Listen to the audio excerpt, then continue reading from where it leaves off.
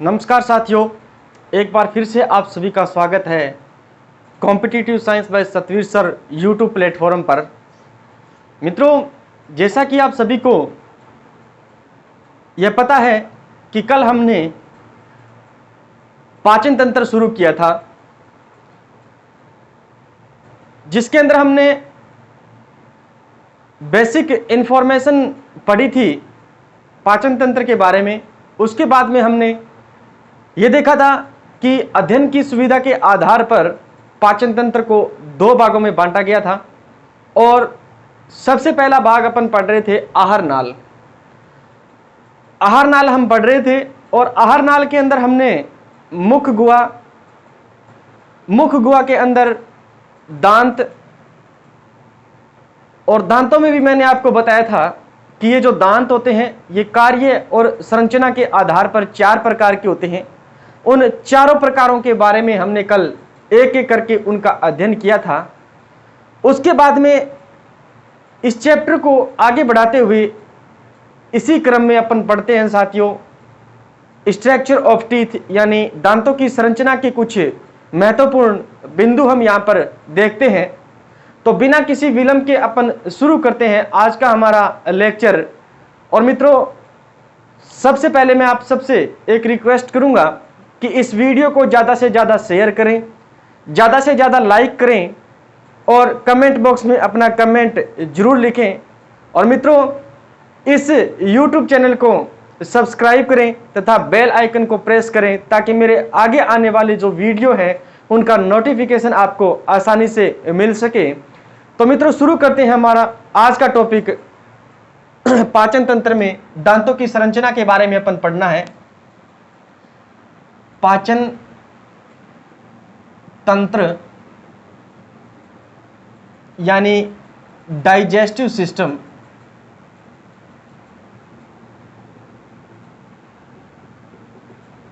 Digestive system मित्रों, अपने देखते हैं आज दांतों की संरचना के बारे में अपने पढ़ना है। दांत की संरचना।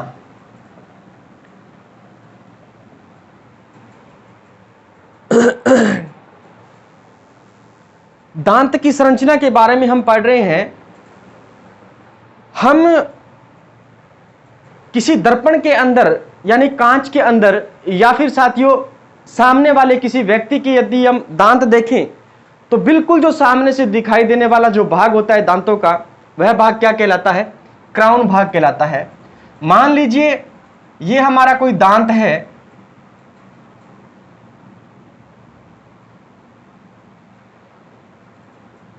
इस प्रकार से हमारा कोई दांत है, ये सामने से जो बिल्कुल दिखाई दे रहा है हमें, ये भाग कहलाता है क्राउन भाग। क्या कहलाता है?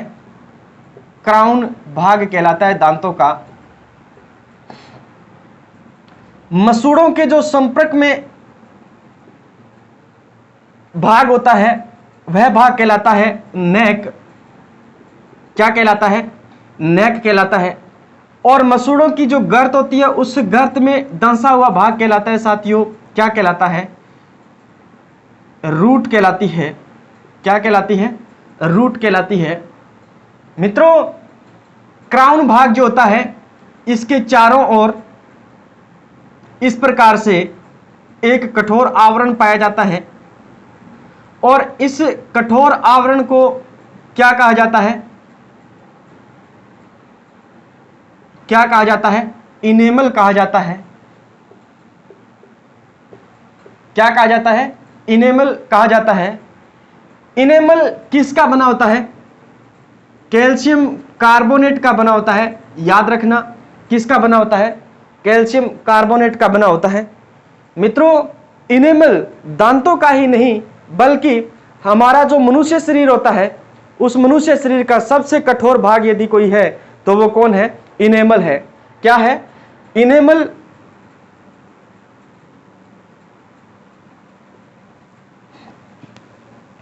दांतों का अथवा मनुष्य शरीर का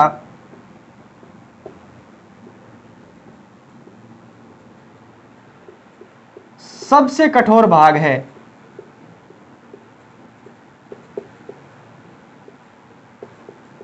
याद रखना है, जो किसका बना होता है? कैल्शियम कार्बोनेट का बना होता है। जो कैल्शियम कार्बोनेट किसका बना होता है? कैल्शियम कार्बोनेट का बना होता है। यहां तक सबको समझ में आया है? हम पढ़ रहे हैं स्ट्रक्चर ऑफ टीथ, यानी दांत की संरचना। एक बार मैं रिपीट कर देता हूं। दांत का वह भाग जो हमें बिल्कुल सामने से दिखाई देता है, क्राउन भाग कहलाता है। क्या कहलाता है? क्राउन भाग कहलाता है। मसूड़ों के संपर्क में जहां से स्थान हो हमारा दांत होता है, जिस स्थान से, उस स्थान को नेक, यानी दांत की जो गर्दन होती है वो नेक क्या होता है? मसूड़ों के संपर्क में जो स्थान होता है वह नेक कहलाता है। और गर्त में दसा हुआ जो स्थान होता है वो क्या कहलाता है? रूट कहलाती है। क्या कहलाती है? रूट कहलाती है। इस क्राउन भाग के चारों ओर एक कठोर आवरण पाया जाता है। इस कठोर आवरण का नाम क्या है? इनेमल है। इनेमल किसका बना होता है? कैल्शियम कार्बोनेट का बना होता है। याद रखना है, इनेमल दांतों का ही नहीं, मनुष्य शरीर का सबसे कठोर भाग है, जो किसका बना होता है? कैल्शियम कार्बोनेट का बना होता है। यहां तक सबको समझ में आया है? अब देखिए आगे आगे अपन देखते हैं मित्रों, जो क्राउन भाग होता है इसके बीचों बीच, यहां पर इसके बीचों बीच क्या पाई जाती है? एक गुहा पाई जाती है, जिसे मज्जा गुहा कहते हैं। मज्जा गुहा यानी प्लप केविटी कहते हैं। क्या कहते हैं? प्लप केविटी कहते हैं। ये प्लप केविटी जो होती है मित्रों, किसके संपर्क में होती है? ये रुधिर वाहिनियों के, रुधिर वाहिनी तथा तंत्रिका कोशिका के संपर्क में होती है। तंत्रिका कोशिका के संपर्क में होती है। दांत जो होता है उसका जो क्राउन भाग होता है उसके बीचों बीच एक गुहा पाई जाती है। इस गुहा को मज्जा गुहा या फिर प्लप केविटी कहते हैं। मित्रों, ये जो प्लप केविटी होती है ये रुधिर वाहिनी तथा तंत्रिका कोशिका के संपर्क में होती है। जब कभी भी दांत में पीड़ा उत्पन्न होती है, दर्द उत्पन्न होता है, तो उस दर्द की जो संवेदना उत्पन्न करवाती है हमें, उस दर्द की संवेदना का ज्ञान जो हमें करवाती है वो तंत्रिका कोशिका करवाती है। कौन करवाती है? तंत्रिका कोशिका करवाती है। यहां तक सबको समझ में आया? एक बार ज्यादा से ज्यादा वीडियो को शेयर करना, लाइक करना और कमेंट बॉक्स में अपना कमेंट जरूर लिखना। कंटेंट आपको पसंद आए तो वीडियो को ज्यादा से ज्यादा शेयर करें। मित्रों, यदि अपन बात करें दांत की, तो जो दांत होता है उसका सामने वाला जो पोर्शन है वो कौन सा क्या कहलाता है? क्राउन भाग कहलाता है। क्राउन भाग के मध्य में क्या पाई जाती है? मज्जा गुहा पाई जाती है। और इस मज्जा गुहा को प्लप केविटी भी कहते हैं। यह रुधिर वाहिनी और तंत्रिका कोशिका के संपर्क में रहती है। जब कभी भी दांत में दर्द उत्पन्न होता है या दर्द की संवेदना उत्पन्न होती है, तो उस संवेदना का जो हमें ज्ञान करवाती है वो कौन करवाती है? तंत्रिका कोशिका करवाती है। यहां तक सबको समझ में आया है? आगे अपन चलते हैं। मित्रों, ये जो दांत होता है कभी कभी पीला पड़ जाता है। क्या होता है? दांत कभी कभी पीले पड़ जाते हैं। पीला पड़ने का कारण क्या होता है? कि जब कभी भी अपन भोजन करते हैं, क्या करते हैं? भोजन करते हैं, और ये भोजन क्या होता है साथियों? कुछ अम्लीय मात्रा के अंदर होता है। कैसा होता है? अम्लीय होता है। और जो लार होती है, जो भोजन के अंदर लार होती है, यह लार कैसी होती है साथियों? क्षारीय होती है। और यह क्षार कैसा होता है? दुर्बल क्षार होता है। कैसा होता है? दुर्बल क्षार होता है। मित्रों, ये जो क्षार होता है इस अम्ल की मात्रा को हटा नहीं पाता। इस अम्ल की मात्रा को हटा नहीं पाता। तो ये जो भोजन जो अम्लीय होता है, ये भोजन जो अम्लीय होता है यह दांतों पे चिपक जाता है। क्या होता है? दांतों पे चिपक जाता है। तो मित्रों जिसके कारण दांत क्या होते हैं? पीले पड़ जाते हैं। क्या हो जाते हैं? दांत पीले पड़ जाते हैं। यहां तक सबको समझ में आया है? दांत क्या हो जाते हैं? पीले पड़ जाते हैं। इस पीलेपन को हटाने के लिए हम बाहर से क्या लेते हैं? इस पीलेपन को हटाने के लिए हम बाहर से किसी क्षारीय पदार्थ का या फिर अपन कह सकते हैं या लवणीय पदार्थ का उपयोग करते हैं पेस्ट के रूप में। लवणीय पदार्थ का अपन पेस्ट के रूप में क्या करते हैं? उपयोग करते हैं। सबको समझ में आया है? एक बार शेयर कर दें। क्या कर दें मित्रों? एक बार ज्यादा से ज्यादा क्या कर दें? शेयर कर दें।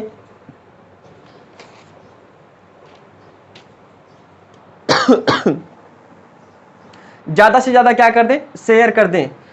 मित्रों इसके बाद ये अपन बात करते हैं, एक नाम सुना है आपने, डेंटाइन। डेंटाइन क्या होता है? देखिए, यदि अपन बात करें इस इनेमल की, तो मित्रों सबसे कठोर भाग होता है इनेमल। क्राउन सामने से दिखाई देने वाला भाग होता है। नेक मसूड़ों के संपर्क में जो स्थान रहता है, दांत का जो भाग रहता है वो नेक कहलाती है। और रूट, गर्त में दसा हुआ भाग जो होता है वो रूट कहलाती है। इसके बाद में देखिए मित्रों, ये जो मज्जा गुहा होती है, इस मज्जा गुहा के चारों ओर एक भाग पाया जाता है। उस भाग का नाम क्या होता है साथियों? डेंटाइन होता है। क्या होता है? डेंटाइन होता है। मित्रों मज्जा गुहा के चारों ओर पाया जाने वाला जो स्थान होता है वो होता है साथियों डेंटाइन। और इसी डेंटाइन का क्या बना होता है? दांत बना होता है। दांत किसका बना होता है? दांत डेंटाइन का बना होता है। दांत किसका बना होता है? डेंटाइन का बना होता है। याद रखना, दांत किसका बना होता है? डेंटाइन का बना होता है। महत्वपूर्ण बात याद रखना, किसका बना होता है? डेंटाइन का बना होता है। यह बात हमें याद रखनी है। मित्रों अब तक हमने क्या पढ़ा? दांत की संरचना के बारे में पढ़ा। दांत पीले क्यों पड़ते हैं उसके बारे में पढ़ा। वापस से मैं रिपीट कर रहा हूं, याद रखना, दांत की संरचना, सामने से दिखाई देने वाला भाग जो होता है वो क्या कहलाता है? क्राउन भाग कहलाता है। मित्रों ये जो भाग है मसूड़ों के संपर्क में रहता है, नेक कहलाती है। और गर्त में जो दसा हुआ भाग जो होता है वो रूट कहलाती है। मित्रों इस क्राउन के चारों ओर, साथियों इस क्राउन के चारों ओर एक कठोर आवरण पाया जाता है। और उस कठोर आवरण को क्या कहा जाता है? इनेमल कहा जाता है। क्या कहा जाता है? इनेमल कहा जाता है। यह इनेमल किसका बना होता है? कैल्शियम कार्बोनेट का बना होता है। यह इनेमल किसका बना होता है? कैल्शियम कार्बोनेट का बना होता है। इनेमल जो होता है यह दांतों का ही नहीं बल्कि मनुष्य शरीर का सबसे कठोर भाग होता है। दांतों का ही नहीं बल्कि मनुष्य शरीर का सबसे कठोर भाग जो होता है वो कौन होता है? इनेमल होता है। यहां तक सबको समझ में आया है? याद रखने वाली बात है, मनुष्य शरीर का सबसे कठोर भाग कौन सा होता है? इनेमल होता है। अब देखिए मित्रों, ये जो क्राउन भाग होता है इसके बीचों बीच एक गुहा पाई जाती है जिसे मज्जा गुहा या फिर प्लप कैविटी कहते हैं। क्या कहते हैं? मज्जा गुहा या प्लप कैविटी कहते हैं। मित्रों ये जो मज्जा गुहा होती है यह किसके संपर्क में रहती है? रुधिर वाहिनी और तंत्रिका कोशिका के संपर्क में रहती है। अब क्या होता है, कई बार दांतों के अंदर जो पीड़ा उत्पन्न होती है, संवेदना उत्पन्न होती है दर्द की, वो किसके संपर्क में आने से कारण, यानी तंत्रिका कोशिका जो होती है उस पीड़ा का, उस दर्द का अनुभव हमें करवाती है, यानी उस संवेदना का जो ज्ञान करवाती है हमें, कौन करवाती है? तंत्रिका कोशिका करवाती है। मित्रों ये जो मज्जा गुहा होती है इसके चारों ओर डेंटाइन पाया जाता है। क्या पाया जाता है? डेंटाइन पाया जाता है। और इसी डेंटाइन का हमारा दांत बना होता है। कोई पूछे एग्जाम के अंदर कि दांत बना होता है डेंटाइन या फिर इनेमल का, तो हमारा जो आंसर होता है वो क्या होता है साथियों? डेंटाइन होगा। क्या होगा? डेंटाइन होगा। दांत किसका बना होता है? डेंटाइन का बना होता है। अब कई बार क्या होता है, दांत पीले पड़ने लग जाते हैं। क्यों पड़ने लग जाते हैं? क्योंकि हम जो भी भोजन खाते हैं वो भोजन कुछ अम्लीय मात्रा के अंदर होता है। और मुंह में उपस्थित जो लार ग्रंथियां होती है, उन ग्रंथियों द्वारा जो स्रावित लार होती है वो लार कैसी होती है? क्षारीय होती है। ये प्रबल क्षार नहीं होता है लेकिन दुर्बल क्षार होता है। याद रखने वाली बात है, ये दुर्बल क्षार इस अम्ल की मात्रा को दांतों से हटा नहीं पाता, इसलिए ये जो अम्ल होता है ये दांतों पे चिपक जाता है। क्या होता है? चिपक जाता है। इसलिए साथियों दांत जो होते हैं इस अम्ल के कारण पीले पड़े हुए हमें नजर आते हैं, पीले पीलापन लिया हुआ नजर आते हैं। इस पीलेपन को हटाने के लिए बाहर से किसी क्षारीय पदार्थ या लवणीय पदार्थ के रूप में हमें पेस्ट का उपयोग करना चाहिए ताकि इस पीलेपन को हम हटा सकें। अब कई बार क्या होता है, दंत क्षय हो जाता है। क्या हो जाता है? दंत क्षय हो जाता है, यानी दांत खराब होने लग जाते हैं। वो क्यों होते हैं? वो भी उसका भी एक कारण है। वो क्यों होते हैं, देखते हैं क्या कारण है उनका। यदि अपन बात करें, वही बात यदि अपन बात करें भोजन, तो भोजन कैसा होता है? अम्लीय मात्रा के अंदर। मित्रों, ये जो भोजन अपन खाते हैं, ये भोजन दांतों के बीच में फंस जाता है। दांतों के बीच में टुकड़ों के रूप में फंस जाता है। अब क्या होता है, मुंह के अंदर, यानी मुंह में क्या पाए जाते हैं? कुछ जीवाणु पाए जाते हैं। क्या पाए जाते हैं? कुछ जीवाणु पाए जाते हैं। ये जीवाणु जो होते हैं, ये हमें नुकसान नहीं पहुंचाते।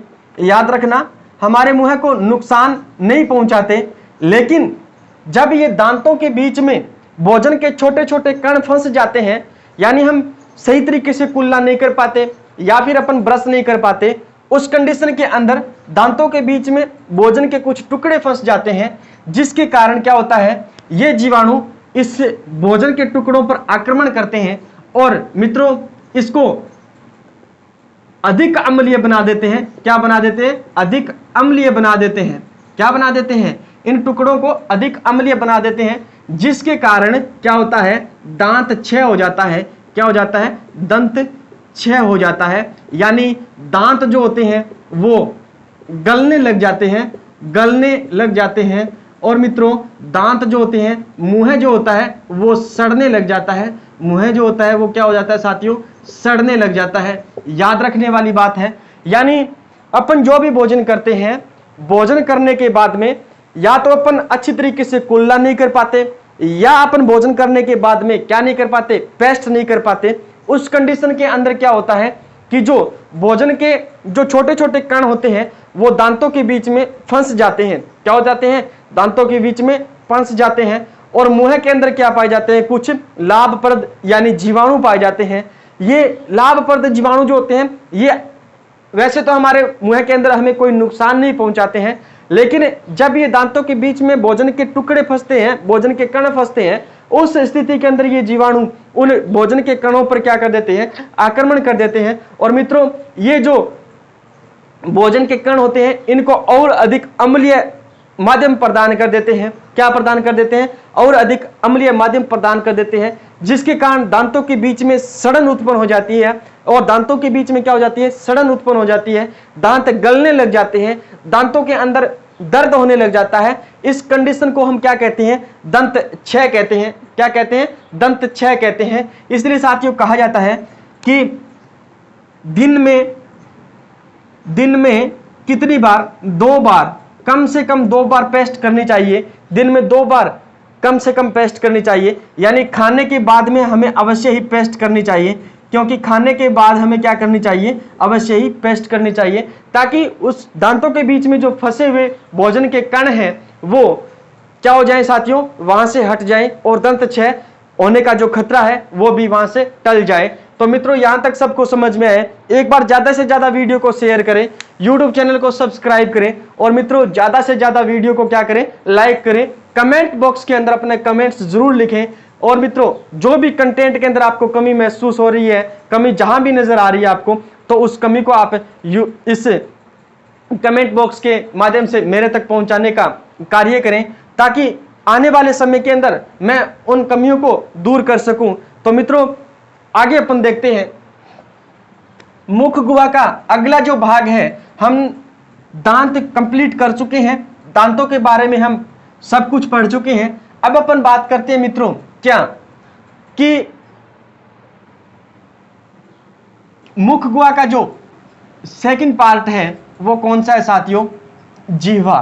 कौन सा है? जीभ या फिर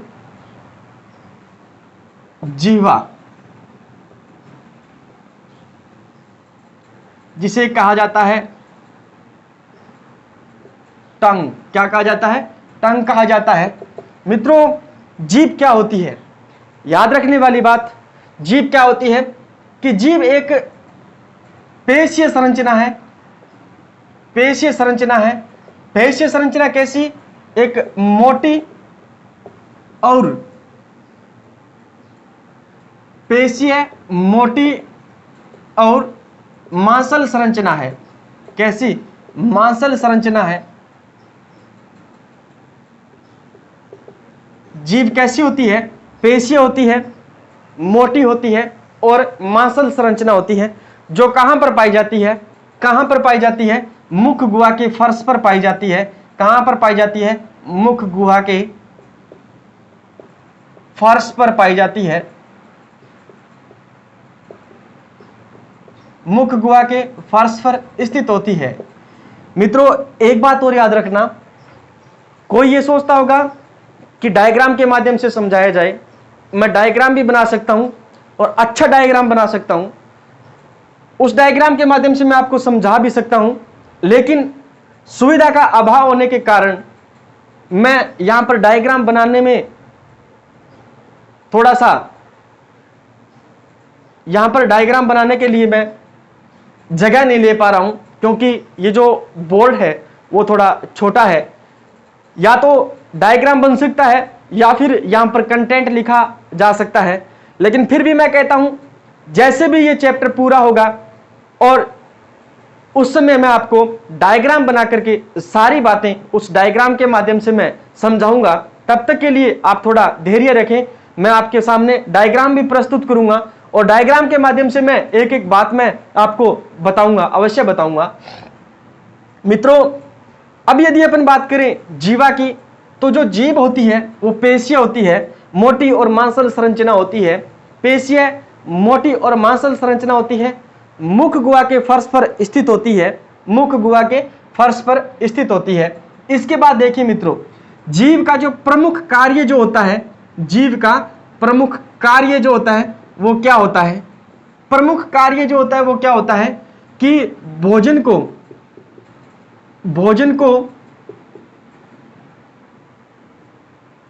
मुंह के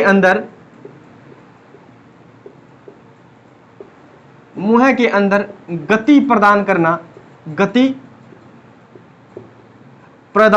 करना तथा लार को भोजन में मिलाना। लार को भोजन में मिलाना तथा मुंह के अंदर भोजन को गति प्रदान करना, यह सब किसका कार्य है? जीवा का कार्य है, याद रखना। इसके बाद देखिए मित्रों, जीवा जो होती है, मित्रों जीवा जो होती है, इस प्रकार से हमारी कोई जीवा होती है और ये जो जीभ होती है इसके ऊपर मित्रों क्या पाई जाती है? ऐसे कुछ कणिकाएं पाई जाती है। क्या पाई जाती है? इस प्रकार से कुछ छोटी छोटी कणिकाएं पाई जाती है और इन कणिकाओं को क्या कहा जाता है? स्वाद कलिकाएं कहा जाता है। क्या कहा जाता है? स्वाद कलिकाएं कहा जाता है। स्वादांकुर या फिर स्वाद कलिकाएं कहा जाता है। मित्रों, इन्हें कहा जाता है पेपिली या फिर क्या कहा जाता है? इन्हें टेस्ट बड कहा जाता है। क्या कहा जाता है? टेस्ट बड कहा जाता है। याद रखना, जीभ पर जो छोटे छोटे अंकुर निकले हुए दिखाई देते हैं, जो कलिकाएं निकली हुई दिखाई देती है, उन्हें स्वादांकुर या फिर स्वाद कलिकाएं या इन्हें पेपिली या टेस्ट बड के नाम से जानते हैं। इतना हमें याद रखना है। इसके बाद में देखिए मित्रों, ये जो स्वादांकुर होते हैं, इनका जो प्रमुख कार्य जो होता है वो क्या होता है? स्वाद का पता लगाना। स्वाद का क्या लगाना? पता लगाना। स्वाद का क्या लगाना? पता लगाना। याद रखना, जो स्वाद कलिकाएं होती है उनका प्रमुख जो कार्य होता है वो क्या होता है? स्वाद का पता लगाना होता है। मित्रों, स्वाद का पता लगाना होता है इनका प्रमुख कार्य। अब हमें क्या याद रखना है कि ये जो जीभ होती है, इसके अग्रभाग से हमें, इसके आगे वाला जो भाग होता है, अग्रभाग जो होता है, वहां से हमें किसका पता चलता है? मीठे स्वाद का पता चलता है। जीभ का जो अग्रभाग होता है जीभ का, ये जो अग्रभाग होता है, यहां से हमें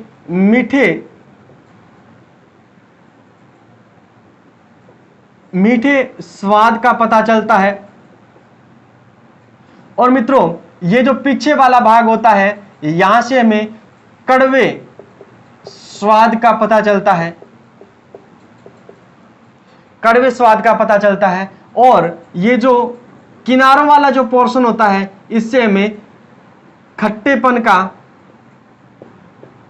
तथा नमकीन जो टेस्ट होता है उसका हमें पता चलता है। याद रखने वाली बात है, जीभ का जो अग्रभाग होता है वहां से हमें किसका पता चलता है? मीठे स्वाद का पता चलता है। जीभ का जो पीछे का जो भाग होता है वह हमें कड़वे स्वाद का पता चलता है। और खट्टेपन और नमकीन का जो पता चलता है, वो जो किनारे वाला जो पोर्शन होता है वहां से हमें किसका पता चलता है? खट्टेपन और नमकीन का पता चलता है। मित्रों, इसके बाद यदि अपन बात करें उम्र बढ़ने के साथ साथ, क्या बढ़ने के साथ साथ? उम्र बढ़ने के साथ साथ, उम्र बढ़ने के साथ साथ स्वाद कलिकाओं की संख्या में क्या आती है? कमी आती है। उम्र बढ़ने के साथ साथ स्वाद जो कलिकाएं होती है,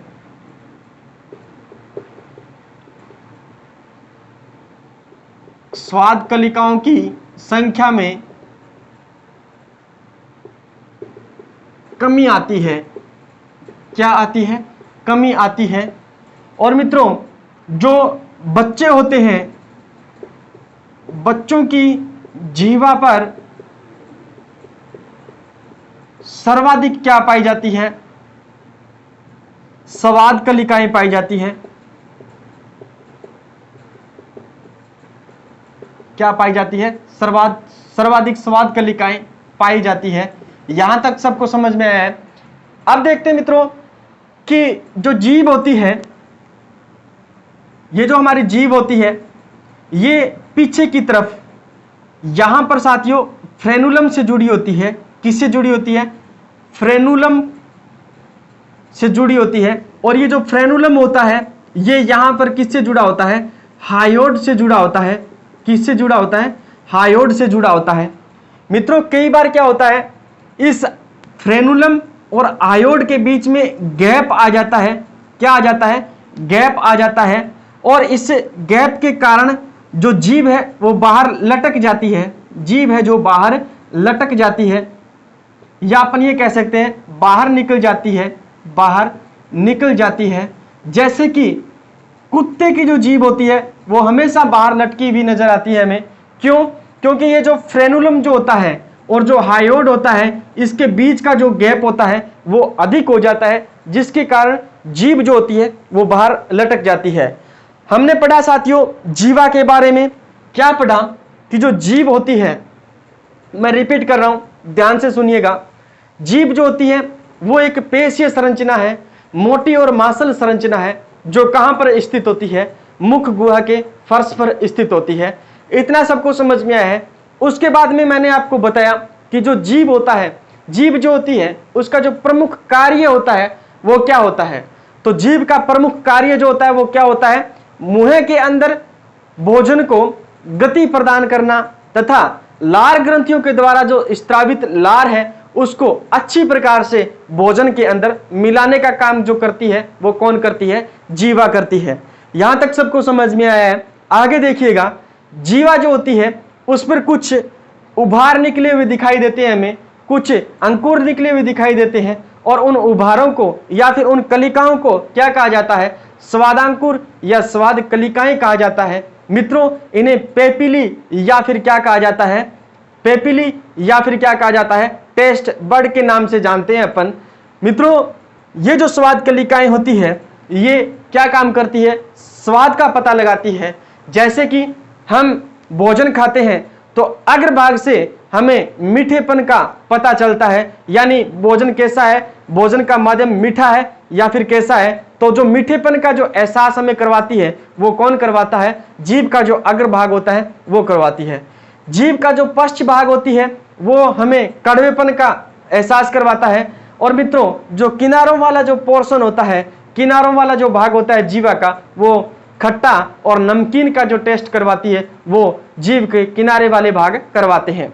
इसके बाद में हमने देखा कि जो जीवा होती है वो पीछे से, मित्रों जीवा जो होती है वो यदि अपन बात करें उम्र बढ़ने के साथ साथ जीवा पर जो पाई जाने वाली स्वाद कलिकाएं हैं वो उनकी संख्या क्या होने लग जाती है, कम होने लग जाती है। और मित्रों बच्चों की जो जीवा होती है उस पर, बच्चों की जो जीभ होती है उस पर सर्वाधिक मात्रा में क्या पाई जाती है मित्रों, स्वाद कलिकाएं पाई जाती है। क्या पाई जाती है, स्वाद कलिकाएं पाई जाती है। इसी कारण बच्चे साथियों कुरकुरे नमकीन ये सब ज्यादा क्या खाते हैं, बच्चे ज्यादा खाते हैं। टॉफियां हैं, कुरकुरे हैं या फिर चिप्स वगैरह हैं, ये सब ज्यादा मात्रा में खाते हैं बच्चे, तो उनकी जो स्वाद कलिकाएं होती है जीवा पर वो सर्वाधिक होती है। और मित्रों इसके बाद में यदि अपन बात करें जीवा की, तो जीवा जो होती है पीछे की साइड फ्रेनुलम से जुड़ी होती है। फ्रेनुलम जो होता है वो हायोड से जुड़ा होता है। कई बार क्या होता है, ये जो फ्रेनुलम और हायोड जो होता है इसके बीच में गैप बढ़ जाता है, जिसके कारण जो जीवा है वो मुंह से बाहर निकली हुई हमें दिखाई देती है। जैसे कि कुत्ते की जीभ जो होती है मुंह से बाहर की ओर लटकी हुई हमें दिखाई देती है। क्यों? क्योंकि जो फ्रेनुलम भाग होता है और जो हायोड भाग होता है वहां पर गैप अधिक हो जाता है, जिसके कारण हमें जो कुत्ते की जीभ होती है वो बाहर लटकी हुई दिखाई देती है। तो मित्रों जीवा और दांतों को हमने आज के इस लेक्चर में कंप्लीट किया है। मित्रों यहां तक सबको समझ में आया है, तो हमने आहार नाल का जो मुख गुहा वाला भाग है उसको हमने कंप्लीट किया है। मित्रों हम जो मुख गुहा के अंतर्गत लार ग्रंथियां आती है उसको अपन ग्रंथियों वाला जो चैप्टर है उसके अंदर हम कंप्लीट करेंगे। और अब हम आहार नाल का अगला जो भाग है वो अपन शुरू करते हैं। और आगे वाला जो भाग है आहार नाल का वो कौन सा है, देखिए आगे वाला जो भाग है वो है ग्रसनी, यानी जिसे अपन फेरिंग्स कहते हैं। क्या कहते हैं? फेरिंग्स कहते हैं। दूसरा जो भाग है आहार नाल का वो कौन सा है, ग्रसनी। आहार नाल का दूसरा भाग है वो कौन सा है साथियों, ग्रसनी, जिसे अपन फेरिंग्स कहते हैं। क्या कहते हैं? फेरिंग्स कहते हैं।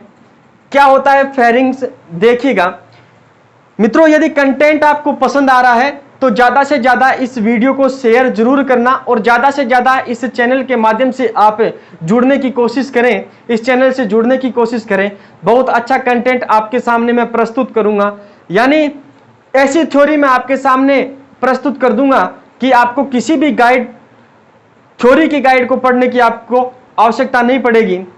और मित्रों जो प्रैक्टिस सेट है जैसे कि क्वेश्चन पेपर है वो हल करने की आपको आवश्यकता हो तो आप कर सकते हो, लेकिन थ्योरी आप एक बार पढ़ करके जरूर देखिएगा, ऐसी थ्योरी आपको शायद कहीं नहीं मिलेगी। अपन बात करते हैं ग्रसनी की या फिर फेरिंग्स की बात करते हैं अपन।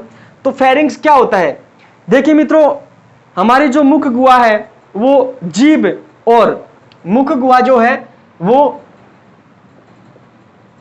मुख गुहा, ये जीभ और मित्रों तालू के पीछे, जीभ और तालू के पीछे एक कूपीनुमा स्ट्रक्चर के अंदर खुलती है, कूपीनुमा संरचना के अंदर खुलती है।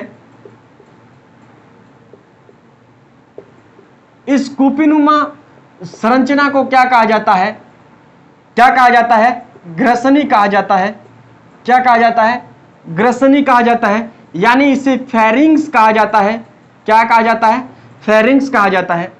मित्रों हमारी जो मुख गुहा होती है ये मुख गुहा जीभ और तालू के जो पीछे एक कूपीनुमा संरचना पाई जाती है और इस कूपीनुमा संरचना में खुलती है। इस कूपीनुमा संरचना को क्या कहा जाता है, ग्रसनी कहा जाता है, फेरिंग्स कहा जाता है, याद रखना।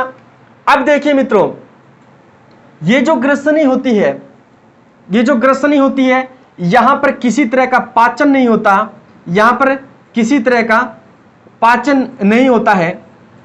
क्या नहीं होता है, किसी तरह का पाचन नहीं होता है। तो मित्रों ये क्या काम करती है, ये भोजन को कहां तक पहुंचाती है, ये भोजन को ग्रासनाल यानी ग्रसिका और ग्रसिका से होता हुआ भोजन आमाशय तक जाता है। किसके माध्यम से? इस ग्रसनी के माध्यम से। किसके माध्यम से? इस ग्रसनी के माध्यम से। एक बार फिर से देखना कि ग्रसनी है वो क्या है? ग्रसनी जो है वो साथियों, मुख गुहा जो है वो जीभ और तालु के पीछे एक कुपीनुमा संरचना के अंदर खुलता है। और मित्रों, इस कुपीनुमा संरचना को क्या कहा जाता है? क्या कहा जाता है? ग्रसनी कहा जाता है, यानी इसे फेरिंग्स कहा जाता है। इस ग्रसनी के अंदर किसी भी प्रकार की पाचन क्रिया नहीं होती है। यह भोजन को एक मार्ग प्रदान करता है।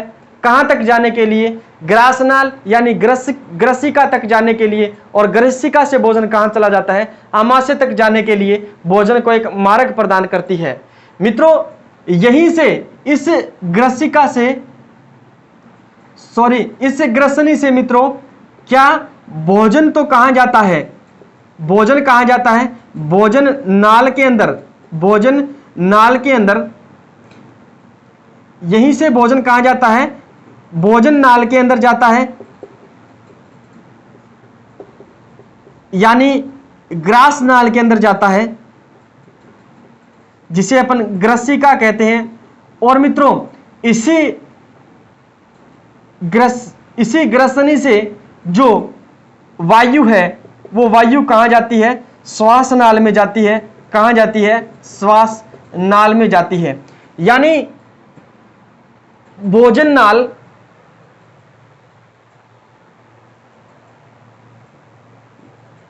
भोजन जो है वो इस कुपीनुमा संरचना यानी ग्रसनी से कहां जाता है? भोजन नाल यानी ग्रास नाल या ग्रसिका तक जाता है। और इसी कुपीनुमा संरचना से वायु जो है वो कहां जाती है? श्वास नाल के अंदर जाती है। यानी भोजन का जो उभयनिष्ठ मार्ग है, भोजन का उभयनिष्ठ मार्ग जो है वो क्या है साथियों? भोजन का जो उभयनिष्ठ मार्ग है वो क्या है? ग्रसनी है। क्या है? ग्रसनी है। याद रखना है, क्या है? ग्रसनी है। मित्रों, यदि ऑप्शन के अंदर आपको ग्रसनी मिले तो हमारा आंसर क्या होगा? ग्रसनी होगा।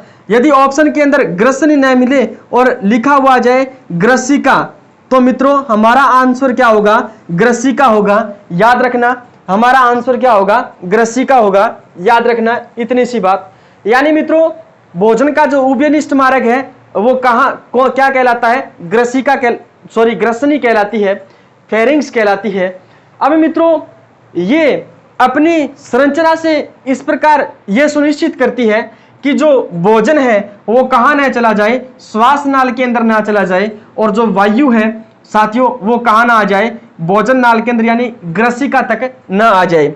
मित्रों, ये जो ग्रसनी है ये अपनी संरचना से सुनिश्चित करती है कि जो वायु है वो कहां प्रवेश न कर जाए? ग्रसिका के अंदर प्रवेश न कर जाए। और मित्रों, जो भोजन है वो श्वास नाल के अंदर प्रवेश न कर जाए, क्योंकि जो दोनों ही नाल होती है इनका जो मुख होता है, इनका जो मुंह होता है वो ग्रसिका की तरफ होता है। ग्रसिका की तरफ नीचे की तरफ स्थित होता है। यानी आगे का जो भाग होता है अग्रभाग में, वहां पर क्या पाई जाती है मित्रों? क्या पाई जाती है? ये ग्रसनी पाई जाती है, श्वास नाल पाई जाती है। क्या पाई जाती है? श्वास नाल पाई जाती है। और इसका जो पृष्ठ भाग होता है वहां पर क्या पाई जाती है? ग्रसिका पाई जाती है। क्या पाई जाती है? ग्रसिका पाई जाती है। क्या पाई जाती है? ग्रसिका पाई जाती है। याद रखना इतनी सी बात। मित्रों, यदि अपन बात करें इस ग्रसनी की, तो ये जो ग्रसनी होती है इसके प्रमुख 3 भाग होते हैं। इसके प्रमुख कितने भाग होते हैं? 3 भाग होते हैं। कौन कौन से होते हैं देखते हैं अभी। ग्रसनी के कौन कौन से 3 भाग होते हैं अभी देखते हैं। मित्रों, पहला जो भाग आता है ग्रसनी का वो कौन सा आता है? नासा ग्रसनी आती है। कौन सा आता है? नासा ग्रसनी, जिसे नोजोफेरिंग्स कहते हैं। क्या कहा जाता है? नोजोफेरिंग्स कहा जाता है। दूसरा जो भाग आता है मित्रों वो आता है मुख ग्रसनी, जिसे ओरोफेरिंग्स कहते हैं। तो मित्रों, जो ग्रसनी होती है, ग्रसनी के 3 भाग होते हैं। कौन कौन से होते हैं? सबसे पहले देखिए नासा ग्रसनी, मुख ग्रसनी, और तीसरा जो भाग आता है साथियों वो होता है कंठ ग्रसनी। कौन सा होता है? कंठ ग्रसनी। कौन सा होता है? कंठ ग्रसनी। याद रखना ग्रसनी के 3 भाग होते हैं। सबसे पहला आता है साथियों कौन सा? नासा ग्रसनी, मुख ग्रसनी और कंठ ग्रसनी। कंठ ग्रसनी को कहा जाता है साथियों अधोग्रसनी भी कहा जाता है। क्या कहा जाता है? अधोग्रसनी भी कहा जाता है। याद रखना अधोग्रसनी क्या कहा जाता है? अधोग्रसनी कहा जाता है। वीडियो कंटेंट अच्छा लगे तो ज़्यादा से ज़्यादा शेयर करना। क्या करना साथियों? शेयर करना ज़्यादा से ज़्यादा, वीडियो को लाइक करना, कमेंट करना और YouTube चैनल को क्या करना साथियों? सब्सक्राइब करना। तो मित्रों हमने पढ़ा कि ग्रसनी के 3 भाग होते हैं। नासा ग्रसनी, नोजोफेरिंक्स, मुख ग्रसनी, ओरोफेरिंक्स, कंठ ग्रसनी या अधोग्रसनी, इसे कहा जाता है साथियों लैरिंगोफेरिंक्स कहा जाता है। क्या कहा जाता है? लैरिंगोफेरिंक्स कहा जाता है। क्या कहा जाता है? लैरिंगोफेरिंक्स कहा जाता है। याद रखना साथियों मुख गुहा का आहार नाल का सबसे पहला भाग हमने क्या पढ़ा? मुख गुहा, जिसके अंदर अपने दांत और जीभ को कंप्लीट किया। दूसरा जो भाग हमने पढ़ा ग्रसनी, और ग्रसनी में हमने देखा ग्रसनी के कुछ इंपॉर्टेंट फैक्ट्स हमने देखे। उसके बाद में हमने ग्रसनी के प्रकारों के बारे में देखा। कौन कौन से प्रकार होते हैं? नासा ग्रसनी, मुख ग्रसनी, कंठ ग्रसनी। यानी कंठ ग्रसनी को क्या कहा जाता है? लैरिंगोफेरिंक्स कहा जाता है। क्या कहा जाता है? लैरिंगोफेरिंक्स कहा जाता है। या साथियों इसे क्या कहा जाता है? हाइपोफेरिंक्स कहा जाता है। क्या कहा जाता है? हाइपोफेरिंक्स कहा जाता है। क्या कहा जाता है? हाइपोफेरिंक्स कहा जाता है। अब अपन चलते हैं तीसरे भाग की ओर। तीसरा जो भाग है आहार नाल का वो क्या है साथियों? ग्रसिका या फिर ग्रास नलिका। ग्रसिका या फिर ग्रास नलिका। इसका जो तीसरा भाग है वो क्या है? ग्रसिका, या फिर इसे कहते हैं साथियों ग्रास नली। क्या कहा जाता है?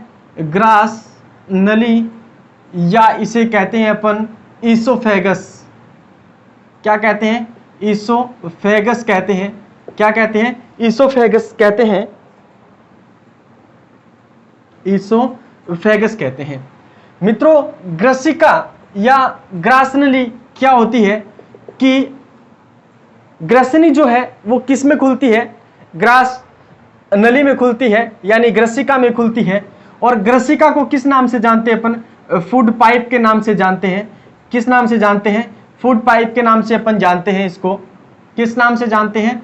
फूड पाइप के नाम से जानते हैं। मित्रों इसके बाद में यदि अपन देखें कि इसका जो आकार होता है, इसकी जो लंबाई होती है, इसकी लंबाई लगभग 25 सेंटीमीटर इसकी लंबाई होती है। कितनी होती है? लगभग 25 सेंटीमीटर इसकी क्या होती है? लंबाई होती है। ये बात हमें याद रखनी है। इसके बाद हमें याद क्या रखना है कि ये जो ग्रासनली या ग्रसिका जो होती है, इसकी जो दीवार होती है, इसकी दीवार कैसी होती है? पेशीय होती है। कैसी होती है? पेशीय होती है। और पेशीय दीवार होने के कारण यहां पर क्या पाई जाती है? श्लेष्मा ग्रंथियां पाई जाती है। क्या पाई जाती है? श्लेष्मा ग्रंथियां पाई जाती है। और इन श्लेष्मा ग्रंथियों से क्या स्राव होता रहता है? श्लेष्मा स्राव होता रहता है। क्या स्राव होता रहता है? श्लेष्मा स्राव होता रहता है। मित्रों इस श्लेष्मा के कारण इसकी जो दीवार होती है, इसकी जो दीवार होती है, ये दीवार इस श्लेष्मा के कारण कैसी बनी होती है? चिकनी बनी होती है। कैसी बनी होती है? चिकनी बनी होती है। इस चिकनेपन के कारण जो भोजन है वो आसानी से कहां पर पहुंच जाता है? आमाशय में पहुंच जाता है। कहां पर पहुंच जाता है? आमाशय में पहुंच जाता है। याद रखना यहां पर ये जो ग्रसनी होती है इसमें भोजन की कर्माकुंचन गति होती है। भोजन की कैसी गति होती है? कर्माकुंचन गति होती है। ये बात हमें याद रखनी है। कैसी गति होती है? कर्माकुंचन गति होती है। हमें इस बात को ध्यान में रखना है। मित्रों इसकी जो दीवार होती है वो पेशीय होती है, जिसमें श्लेष्मा ग्रंथियां पाई जाती है।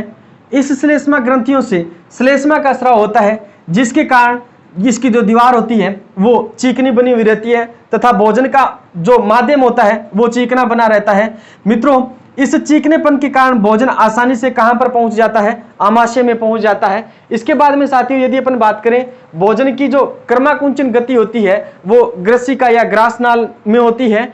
अब हमें क्या याद रखना है मित्रों, ये जो ग्रसनी होती है इस पर क्या पाया जाता है? एक यहां पर क्या पाया जाता है? ग्रसिका में यहां पर एक उत्तकों का बना क्या पाया जाता है? उत्तकों का बना हुआ क्या पाया जाता है? एक पल्ला पाया जाता है, जिसे इस पल्ले को घाटी या फिर क्या कहा जाता है? ढक्कन कहा जाता है। घाटी या ढक्कन कहा जाता है, या साथियों इसे कहते हैं एपिग्लोटिस। क्या कहते हैं? एपिग्लोटिस के नाम से भी इसे जानते हैं। याद रखना, भोजन की क्रमाकुंचन गति होती है किसके अंदर? ग्रसिका के अंदर। और मित्रों, ग्रसिका या ग्रासनाल के शीर्ष पर क्या पाया जाता है? उत्तकों का बना हुआ एक पल्ला पाया जाता है, और इस पल्ले को घाटी या फिर किस नाम से जानते हैं अपन? ढक्कन के नाम से जानते हैं, या फिर साथियों इसे एपिग्लोटिस कहा जाता है। एपिग्लोटिस कहा जाता है। ये क्या काम करता है? जब इसके अंदर भोजन आता है, मान लीजिए यहां से भोजन आता है, किससे होता हुआ? ग्रसनी से होता हुआ यहां पर भोजन आता है। मित्रों, यहां पर क्या पाई जाती है? श्वास नाल पाई जाती है। क्या पाई जाती है? श्वास नाल पाई जाती है। जैसे ये भोजन यहां पर आएगा तो ये पल्ला यहां से उठ जाएगा, और मित्रों इस श्वास नाल के आगे आकर के श्वास नाल को क्या कर लेगा? बंद कर लेगा, और भोजन कहां पर पहुंच जाता है मित्रों? इस श्वास नाल, इस ग्रसिका के अंदर पहुंच जाता है। कई बार क्या होता है मित्रों कि ये पल्ला खुला रह जाता है। जैसे कि अपन भोजन करते समय बोलते रहते हैं, बातें करते रहते हैं, उस समय ये पल्ला क्या हो जाता है? खुला रह जाता है, जिसके कारण भोजन है वो किसके अंदर प्रवेश कर जाता है? श्वास नाल के अंदर प्रवेश कर जाता है। किसके अंदर प्रवेश कर जाता है? श्वास नाल के अंदर प्रवेश कर जाता है, और हमें खांसी आने लग जाती है या हिचकी आने लग जाती है। तो मित्रों, इस कारण भोजन करते समय हमें बातें नहीं करनी चाहिए, क्योंकि कभी कभी जो भोजन है वो बातें करते समय कहां पर प्रवेश कर जाता है? श्वास नाल के अंदर प्रवेश कर जाता है। और मित्रों, इसके बाद में यदि अपन बात करें, ये जो ग्रसिका जो होती है इसमें किसी भी तरह का पाचन नहीं पाया जाता। किसी भी तरह का पाचन नहीं होता है ग्रसिका के अंदर। किसी भी तरह का क्या नहीं होता है? पाचन नहीं होता है। क्या नहीं होता है? किसी भी तरह भोजन का पाचन नहीं होता है, किसी भी प्रकार से भोजन का। तो मित्रों, ये क्या काम करती है? ये भोजन को क्रमाकुंचन गति प्रदान करती है। क्या प्रदान करती है? भोजन को क्रमाकुंचन गति प्रदान करती है, जिसके कारण जो भोजन है वो आसानी से कहां पर पहुंच जाता है? आमाशय तक पहुंच जाता है। कहां पर पहुंच जाता है? आमाशय तक पहुंच जाता है। तो मित्रों, ये तो था आज का हमारा लेक्चर, जिसके अंदर सबसे पहले हमने क्या पढ़ा? आज दांतों के स्ट्रक्चर के बारे में पढ़ा। उसके बाद में हमने क्या देखा? जो मुख गुहा का अगला जो पार्ट था, जीभ, उसके बारे में अपने अध्ययन किया, और मुख गुहा को हमने आज कंप्लीट किया। उसके बाद में आहार नाल का जो दूसरा भाग है उसका नाम था साथियों ग्रसनी, और ग्रसनी को हमने कंप्लीट किया, यानी फेरिंग्स के बारे में हमने देखा। उसके बाद में तीसरा जो पार्ट है आहार नाल का, वो है साथियों ग्रसिका या ग्रासनली। इसके बारे में यानी इसोफेगस, इसके बारे में हमने आज अध्ययन किया। यानी यहां तक हमने कंप्लीट कर लिया। आगे आमाशय बच जाता है हमारा आहार नाल का भाग, छोटी आंत और बड़ी आंत। हो सकता है बड़ी आंत के बाद में आमाशय नहीं, मलाशय, छोटी बड़ी आंत के बाद में मलाशय, ये 4 पोर्शन आहार नाल के बच जाते हैं। हो सकता है कल के दिन हम इसको कंप्लीट कर दें, या परसों का दिन लग जाए आहार नाल में, और उसके आगे वाले दिन अपन जो ग्रंथियां होती है उन ग्रंथियों के बारे में अपन पढ़ेंगे। कौन सी ग्रंथियां? पाचक ग्रंथियों के बारे में अपने पढ़ेंगे। तो मित्रों, एक बार ज्यादा से ज्यादा इस वीडियो को शेयर करना, ज्यादा से ज्यादा वीडियो को लाइक करना, और कमेंट बॉक्स में अपना कमेंट जरूर लिखना। साथ ही साथ साथियों, इस YouTube चैनल को सब्सक्राइब करना, और बेल आइकन का जो निशान है उसको प्रेस जरूर करना, ताकि आगे आने वाले जो वीडियो का नोटिफिकेशन है वो आप तक आसानी से पहुंच जाए। मित्रों, उम्मीद करता हूं आज का कंटेंट आपको बहुत अच्छा लगा है, और साथियों ज्यादा से ज्यादा शेयर करना। तब तक के लिए हम आगे वाले वीडियो में मिलते हैं। तब तक के लिए साथियों, जय हिंद, जय भारत, धन्यवाद।